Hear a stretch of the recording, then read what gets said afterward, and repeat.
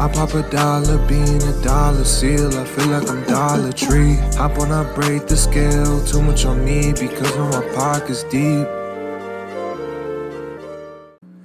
Hey, what is up, everybody, and welcome back to the BatBrain podcast, where we talk about all things Batman. So, today, we have a very special topic because I said in episode 2 that I haven't seen the Flash movie yet. And, you know what? I'll tell you this. I said also in that episode that I need to really watch a movie twice to feel like I have an opinion on it. And let me tell you something. I will not be watching the Flash movie again. I won't, ever. Never again will it enter my eyeballs. Never again. I usually watch bad movies and I can find something good about them. Something redeeming about them that I go, that wasn't too bad. Or I've only seen one movie that was so bad that I was like, this is actually kind of a marvel at how bad this is. And this movie, The Flash, is right under that. And that movie was The Bye-Bye Man. The fucking Bye-Bye Man. If anybody has ever seen that, you know what a huge, giant, waste of time piece of shit that movie is. And to say that the Flash movie is not right there below it is a complete understatement. I mean, it is neck and neck with Bye-Bye Man for so outlandishly bad that I couldn't even fathom what was going on. I couldn't even fathom what was going on. Nothing about it made sense. Absolutely nothing about it made sense. And I'm getting right into it. I don't give a fuck. I forget the whole intro. Forget the everything. I've been saving everything in me to come on here and to talk about this. And I haven't sat down to do a podcast in a little bit. But you know what? I'll tell you one thing. I have been waiting, and I'm so happy that I finally was able to sit down and do this because god fucking damn it, was this movie so bad. It actually bothered me so much. It bothered me so much. I mean, not to mention, oh God. All right, we need to just take it one step at a time. Let's start with the things that I actually did like about it. Now, ironically, all the parts with Michael Keaton Batman were actually pretty cool. I actually did quite like that. I really liked the scene where he's fighting that big space alien guy and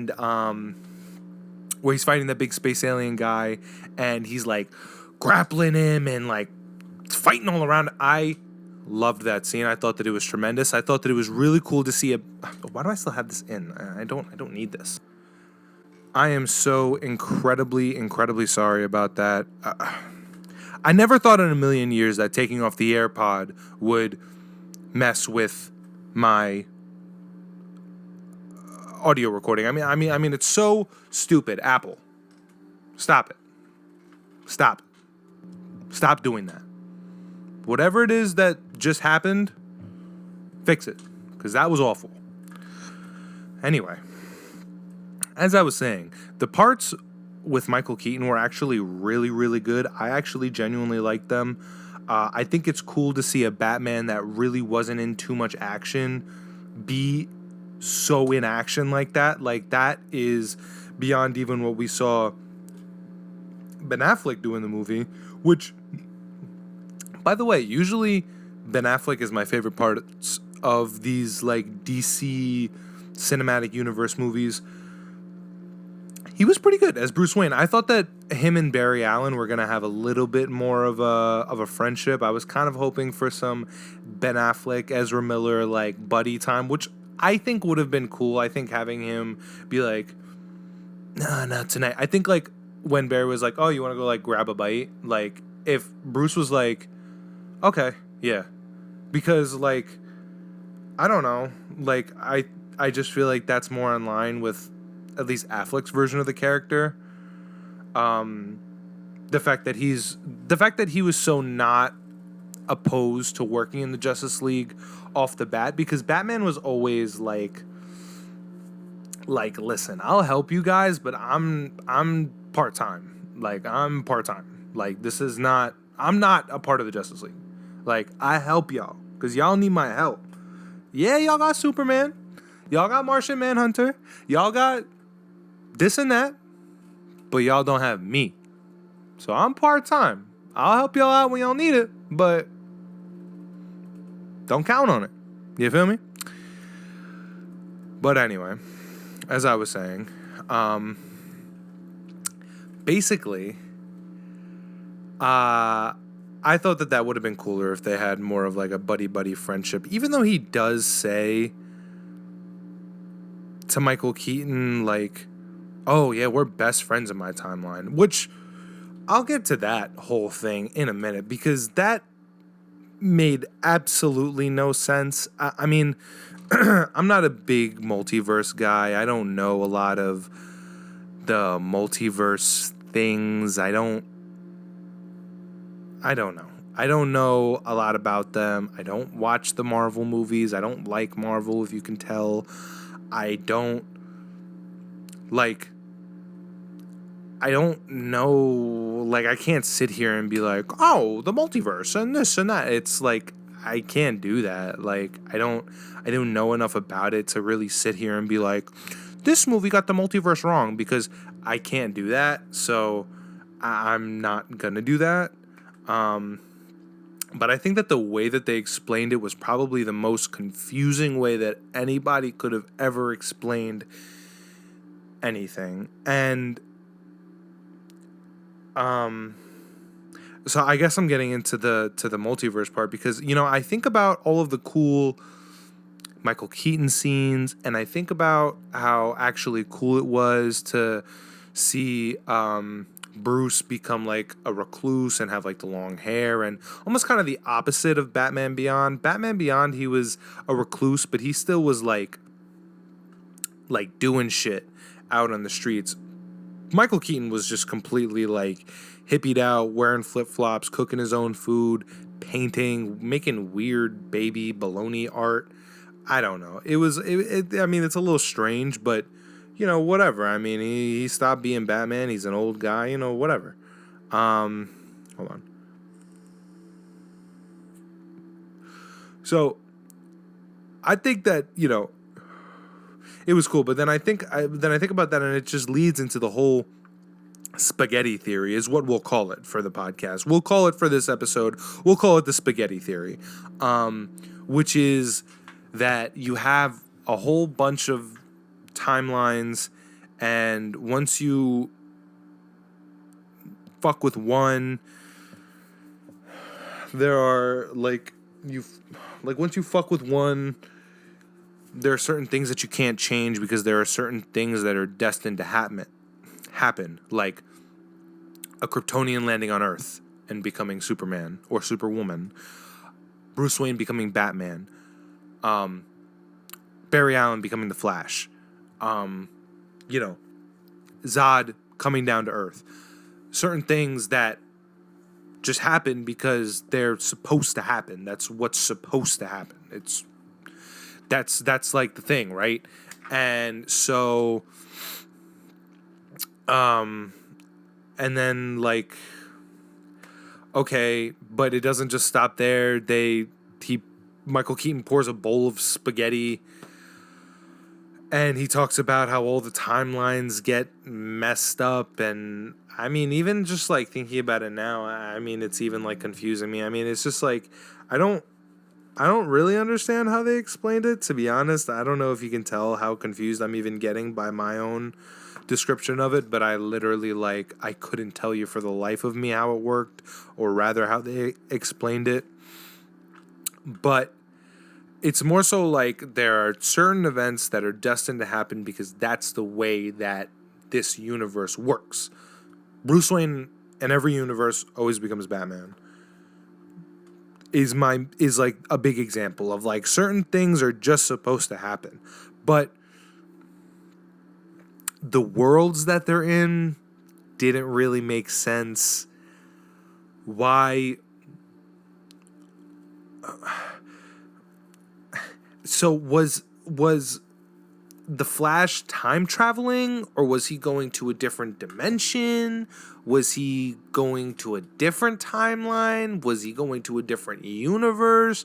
Because my understanding of Flashpoint was that he wanted to go back in time, but ended up going to...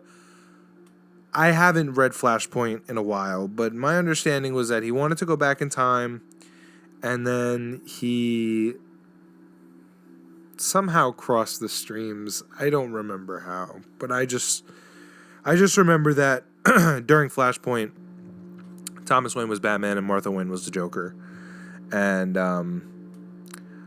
other things happened. I really I read Flashpoint so long ago that I really couldn't even remember for the life of me. I really need to reread it, and I have a DC Universe. I have the app. I just need to get my subscription back so I can read the comics and refresh my memory, because I literally ingest so much media. It's so hard to really remember everything. So that's I just want to give a disclaimer for the podcast, is if there's ever a moment like that where I get something wrong, or I can't really quite remember, but I have a point to make, it's just because I literally watch so much, and there's so many different little nuances in every different version. The comic Flashpoint is different from the movie, and the comic is different from the Flash movie, and the Flash movie is different from the animated Flashpoint movie that came out. So there's so many different nuances, and it's so hard to really grasp what's what and what was the original, and not get it confused with this and that. And the Flashpoint has been used, and multiverses are such a big thing now that it's so hard to even understand and remember what's what and how things happen. But I'm trying my best, guys. My brain is on its last brain cell. But anyway, so yeah, they explain the stupid multiverse, however the fuck that works. But for some reason, we're in Keaton's timeline, but Gotham is normal. Why is Gotham normal? Why didn't they get Tim Burton to write on this? If you got or have some sort of creative direction, if you're gonna have Keaton, and if we're gonna be in Keaton's world, you'd think it'd be a little bit more Burton-y. You'd think that it'd be a little bit more Tim Burton, because that was the fucking Gotham that we seen in Batman 89 and Batman Returns, and a little bit in the Schumacher version, and a little bit in Batman and Robin. There were hints of, but you'd think that we'd have that kind of, and I guess when we were in Century City, I think about it, and when I think about the Burton universe, I think about not even a landscape of buildings. It's almost kind of buildings just kind of stacked on top of each other. Gotham is such a city. It's they don't just have buildings. They have buildings that are on top of buildings, and there are buildings that stretch so high that you can't even see beyond anything, because there's just so many buildings. It's a city. It's such a city run into such despair that you can't even see life around it. That's how much of a deep black hole Gotham is. And I think that was really captured very well in two movies, Batman 89 and the Batman with Robert Pattinson. I think that the Gotham that's just a given. Everybody knows that. But I think that it does the same trick. When I think of Gotham, I think of literally being in a vortex. I think of literally being in a spot, and there's nothing else around it. It's literally just city and walls and crime and Batman and Bat families just fucking jumping on rooftops and fucking each other everywhere. It's a whole thing. I actually started talking about something that I liked, and I didn't want to go back to talking about the Flash movie. Anyway, yeah, so I don't understand that's one thing that kind of bothered me. Maybe a little bit of a nitpick, but it just seemed like we're in this world. We should be in this world. If we're gonna put Michael Keaton's Batman here, and we're gonna have young Flash be in a fucking in a Batman Returns costume, and all that shit, it's like we should at least be in the world. Whatever. But I think that was one thing that kind of confused me, was like, okay, so this Supergirl and Keaton are in this one universe, and Clooney's in a different universe, supposedly, right? And then in our universe, it's in the DC cinematic universe, it's Ben Affleck, and in another universe, there's Nicolas Cage, Superman, and all this other stuff. So we're led to believe that these Batman are in their own universes, in their own multiverses. So why the fuck at the end of the Flash movie does George Clooney walk up to Ezra Miller and go, "Hey, Barry," and now what? Affleck is just gone. How the fuck does that make sense? I mean, how does that make sense? I mean, I get it. It's like a joke because, like Barry stopped the cycle of young Barry trying to repeat everything because he killed Dark Flash, and because everybody dies in that universe, the whole world is supposed to die apparently. So he died, and then that stops that, and I guess that's why Clooney, like instead of young Barry keep retrying, modern Barry kills him, so that stops the loop, and then that's what changes Ben Affleck being Ben Affleck and being George Clooney. I don't know. If they had explained the multiverse thing better, it would make more sense, because it doesn't. It just doesn't make any sense. Because at the end, when they're showing the Flash saving the day, it literally shows the universe is colliding, and then they go back to normal. They spread apart, they stop colliding, and they go back to normal. The holes close. The holes we see open that let us see into these other multiverses and shit, they close, and they're back. So why is George Clooney here? Where did Ben Affleck go? Where did he go? What the fuck happened? Also, I would like to say, James Gunn said, the Batman cameo at the end of the Flash movie will be the permanent Batman in the DC Cinematic Universe. And I literally was waiting, because I thought it could have been anybody. It could have been Kilmer, it could have been Bale, it could have been Affleck. It could have just still been Affleck. Could have even been Keaton. But they chose Clooney, which, when I saw it, I was like, at first, I was like, interesting choice. But then I also thought, I said, Clooney got a lot of flack because his movie was bad. If he comes back and is a better Batman than because he was a good Bruce Wayne. George Clooney is Bruce Wayne. I'll give him that 1,000%.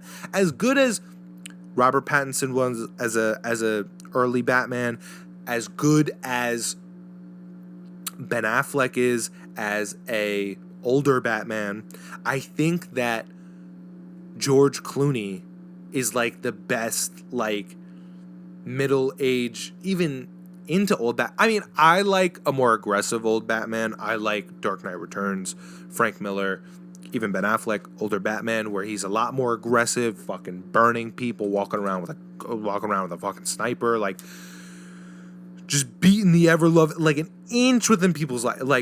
I like a more aggressive Batman, to be honest. I do. I enjoy that. Batman of Zur-En-Arrh is my favorite Batman because it comes from my favorite comic, but also how dark and violent and gritty he is. I think a violent Batman is a good Batman. That is He is vengeance. He's anger. He's what that is. So I think that if, as good of a Bruce Wayne as Clooney could be, I think that if he dialed in and really was a tremendous Batman, I think that that would have been the optimal move. I think that that would have been the best move, and I think that that would have been the move to save the DC Cinematic Universe. And I'll tell you why, because like I just said, he got so much flack and hate for Batman and Robin because it was such a joke of a movie. It was such a complete joke of a movie. I mean, it's such a good time to watch, and it's such like a fun movie to watch if you really want to watch something fun and like you don't want to watch Lego Batman or anything like that.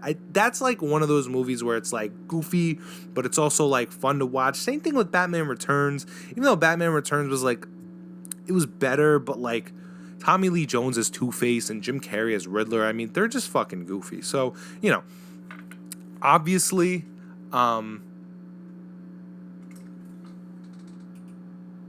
did I say? Guys, I can't fucking stand technology. First of all, not only did my audio recording fuck up on me before, but I got myself freaked out about this shit because apparently this camera only records in 20-minute blocks. So I'm hoping and praying that nothing was cut out. I'm hoping and praying because that would really suck. Anyway, back to what I was saying. I think that Clooney could have saved the DC Cinematic Universe. James Gunn told us that the cameo at the end of the Flash movie would be the next permanent Batman, and it wasn't even Clooney. He didn't even give us Clooney. And you know what? I'm just going to say it. It feels like a waste. Feels like a waste. Batman Brave and the Bold hasn't been casted yet. And you know what? If it's not Clooney, which he said it's not, he backpedaled heavy and said, nope, that's not what it is. And you know what? If it's not someone good, at the very least good, at the very least decent, I see no reason to watch it, to be honest. I mean, you know what? I don't really want another Batman and Robin. To be honest, I don't want another flop. I want another good one. I mean, the Batman was great. Great casting, great movie. I mean, it's one of my favorites now. It's literally one of my favorite movies now. I have 2 Robert Pattinson figures. To be fair, I also have 2 Keaton figures, but you know, that's actually, speaking of the Flash movie, I do have Keaton from the Flash movie. Hold on, let me. Look at that bad boy. Oh, is it gonna focus? Oh, don't focus on me. But yeah, pretty sick figure. Pretty fucking cool. That's not what this pod is about, but I figured if we were talking it, I'd show it. You'd see him in the background right there. Yeah, I mean, I think that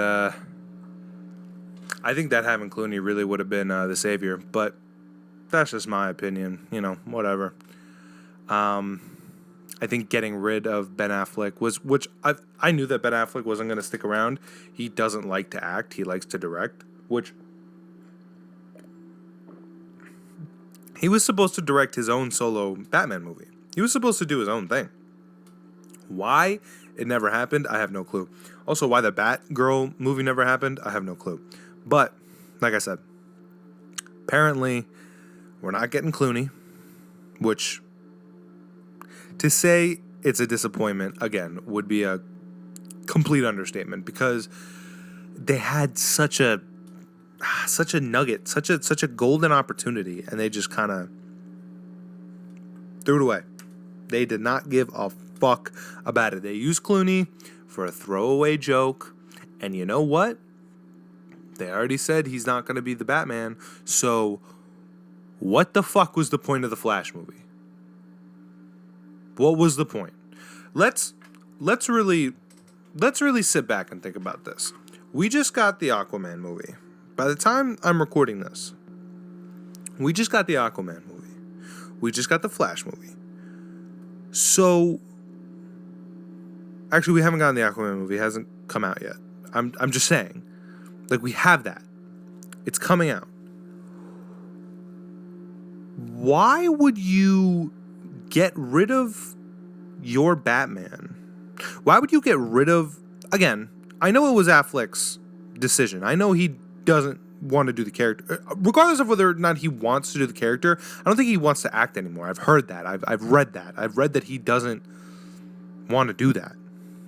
So to get rid of your universe's Batman, introduce an older Batman to get crowds excited, but then when it comes down to it, and when you want to have a cohesive, intertangling universe, you backpedal on that? And is Brave and the Bold going to be a part of the universe? I don't know. And even if it is, why would it be a different actor? If now we've established that Affleck was never born. Affleck was born Clooney in this universe. We're just assuming. Based on what the film tells us, Affleck was never born. Affleck was born as Clooney, and that's who Bruce Wayne is now in this universe because of Flash. What now? I mean, what now? Not saying that every DC movie has to have Batman in it, but that kind of squashes your potential to do a Justice League movie, doesn't it? I mean, if you've had the same Aquaman, the same Wonder Woman, I don't know if they're gonna bring Henry Cavill back. Maybe they'll bring. I am so eternally sorry. I don't know her name. I don't know her name. But maybe they'll bring Superwoman back. Who knows? Who knows? I don't know. I personally, I don't know. But let's assume that they're keeping Cavill, they're keeping the guy who played Cyborg, they're keeping everybody. Why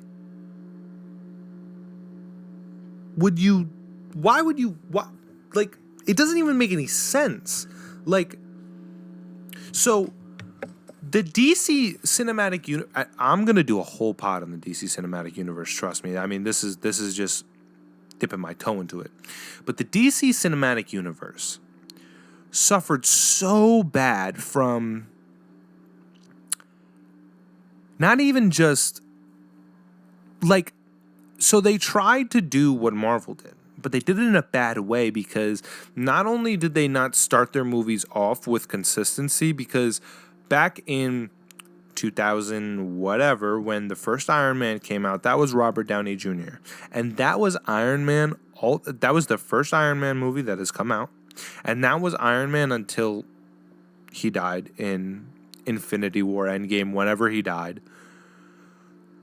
But Batman was Michael Keaton, then he was Kilmer, then he was Clooney, then he was, he changed. So there wasn't, and by the time that Iron Man had come out, The Dark Knight was coming out. But Nolan had only wanted to do a trilogy. Nolan had only signed on to do a trilogy. So there was no, there was no thought of doing it the same. Because nobody could have anticipated what Marvel had done. But DC's brain wasn't on that. So because of this, they tried to do it 8 years later in 2016 when Batman vs. Superman came out. And I don't know that was the start of the DC Cinematic Universe. I want to say yes. I want to say that was the start of okay, we're going to try to be like Marvel now. And then the Wonder Woman movie came out.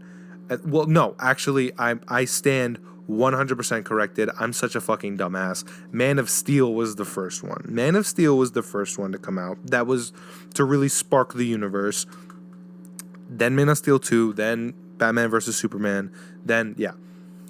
So, but as far as the Batman go, that was the one that sparked it. That was like, okay, like this is Batman. Of course, we've seen him in Suicide Squad and things like that. But again, that was their like, okay, like this is Batman. And then they had a Justice League, which the Snyder version was very good. I mean, it was absolutely tremendous. I haven't watched it in a long time. It's almost like a 4-hour movie, but whatever. And by a long time, I just mean like maybe like a year or two. I do have to rewatch it. I will give myself that. But I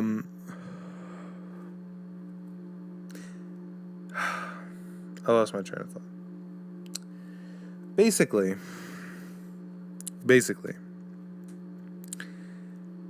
they had Justice League, then they came out with whatever they did, but they immediately fucked it up, because even if they wanted to do another Justice League, one of three things is going to have to happen, and two of them is going to make everybody mad.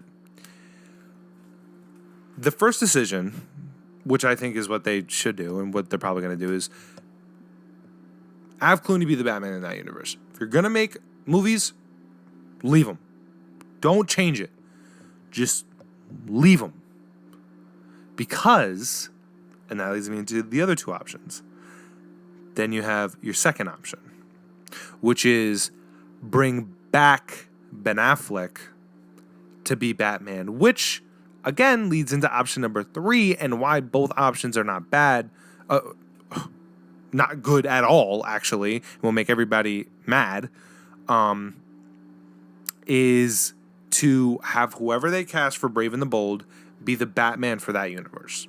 Now, those two options are bad because then they essentially have to backpedal and go against what they did in the Flash movie, which was the big joke and payoff of, okay, Flash fucked with this universe, so now we don't have Ben Affleck anymore. Now it's Clooney. And that's the big ha-ha. But now what are you going to do for... If you ever want Batman to have a cameo, if you ever want to do a Justice League, if you ever want to do anything... I mean, I guess there's things that you could do,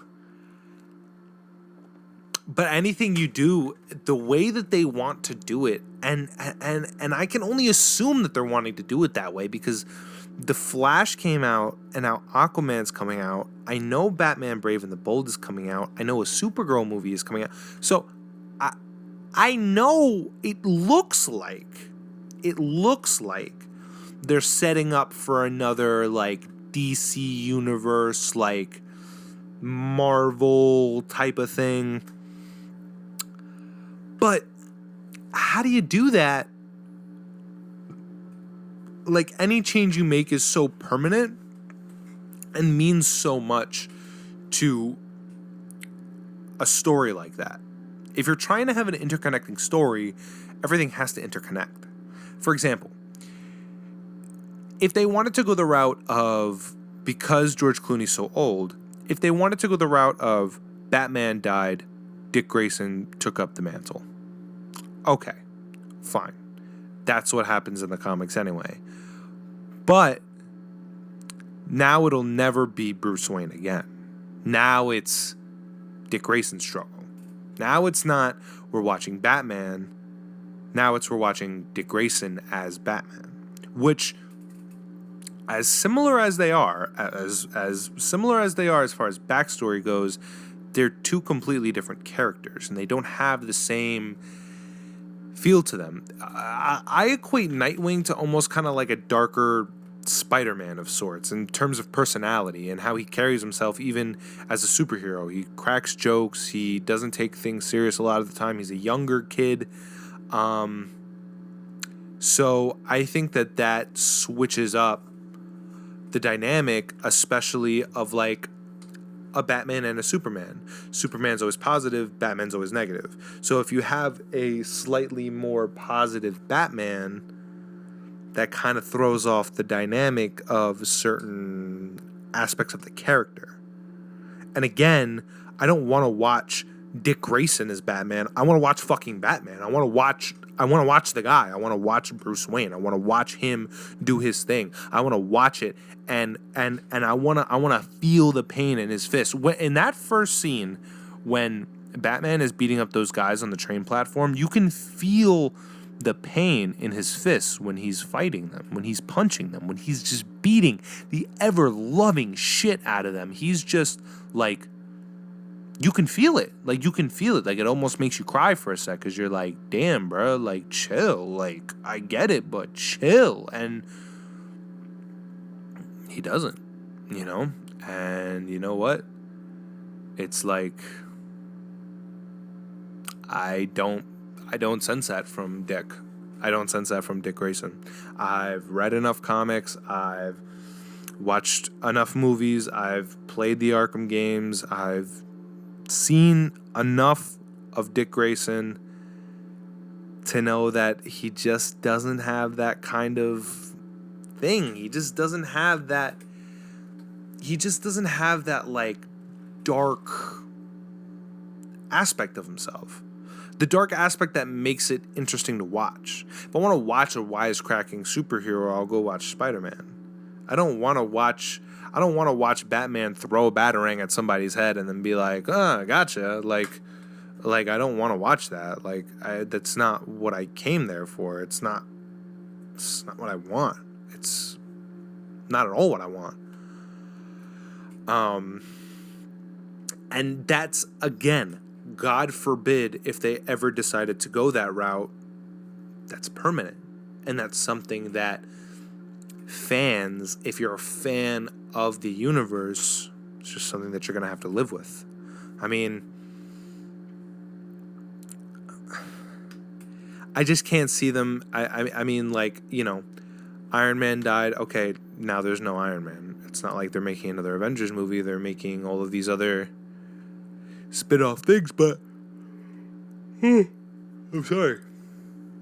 You know, they're still interconnecting them and everything, so I don't know. For Marvel, I mean, I don't know. But I think, I don't know what's going to happen with the DC Cinematic Universe. I think that the ending of Flash is absolutely the most abysmal thing I've ever seen. I think the Flash movie in general is the most abysmal thing I've ever seen. And I've only touched on 2 things so far. One thing I definitely want to say is I think that the movie looked horrible, which is not an excuse in 2023. It's really not an excuse for your movie to look that bad, especially from Warner Bros., especially from how big the budget was, especially from the people behind the cameras. If the people behind the cameras were not that talented, okay, fine. But again, you have the money. There's no excuse. I'm sorry. If they could do cool special effects back pre-2000s, there's no reason why your movie should look like a video game. That's exactly what the movie looked like. Any point that there was CGI, it looked like a video game. And I can't stress it enough. It just looked like a video game. Half of the movie looked like a video game. And it was awful. It was absolutely terrible to watch. And what boggles my mind is that they did close-ups of it. You saw that, right? They did close-ups of the video game. Like, not even like Resident Evil 8, like, good graphic. It literally looks like someone took polygraphic PS2 people and put them in a movie and said, this is not too bad. This kind of hits. I'll tell you one thing, Warner Brothers, that shit does not hit. That shit was god awful. And how do you fuck up? How did Zack Snyder do the Flash scenes so good, so beautiful, and then you just ruin them? Like, you just ruin them. Not only is the orange very unsettling, I really don't like, because in the Justice League movie, it was blue.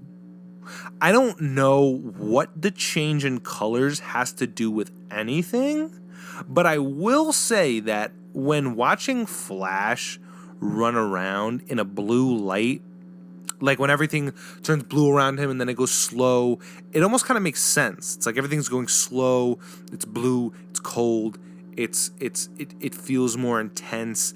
The lightning, it looks more real.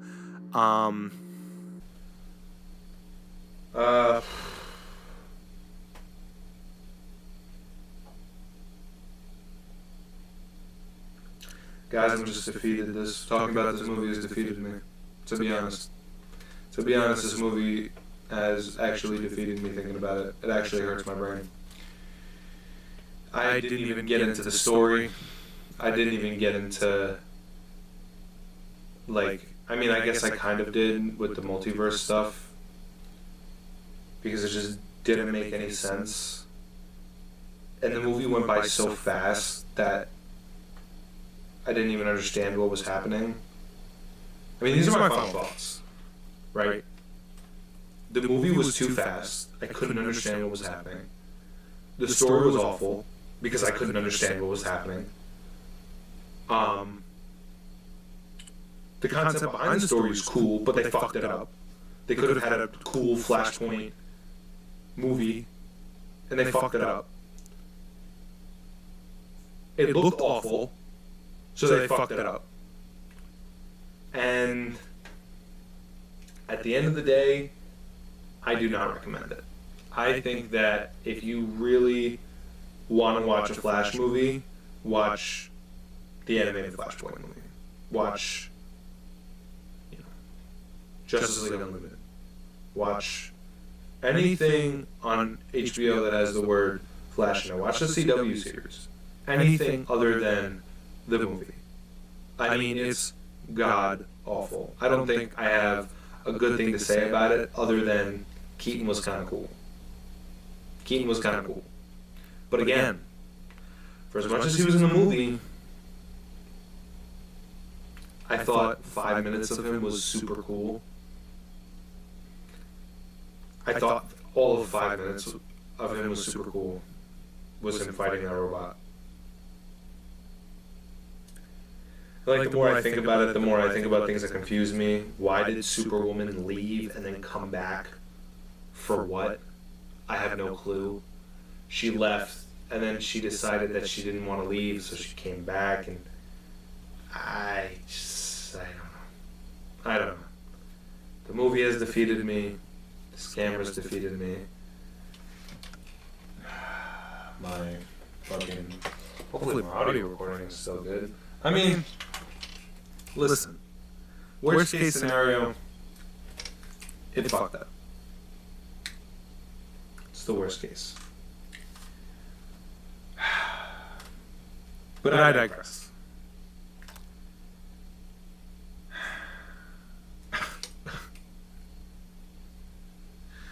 I hope you guys can see, like, the pain and just, like, how exhausted talking about this movie has made me. I mean, it's literally drained me. Whatever. I'm done. It's fucking 1:30 in the morning. I need to go to sleep. Thank you guys so much for watching. Please make sure to like, subscribe, comment. Give me your opinion of the Flash movie. What did you think about it? I absolutely hated it. Some people may have liked it. Some people may have written it off as I don't give a shit. Whatever. Let me know what you think. Sorry you got solo energy. I mean, I tell you, I literally wasted so much practically yelling about this movie that I just can't even go on. I mean, I know it's at least like 40-something minutes. It's at least 40-something minutes to be yelling about this fucking movie. And it's literally made me exhausted.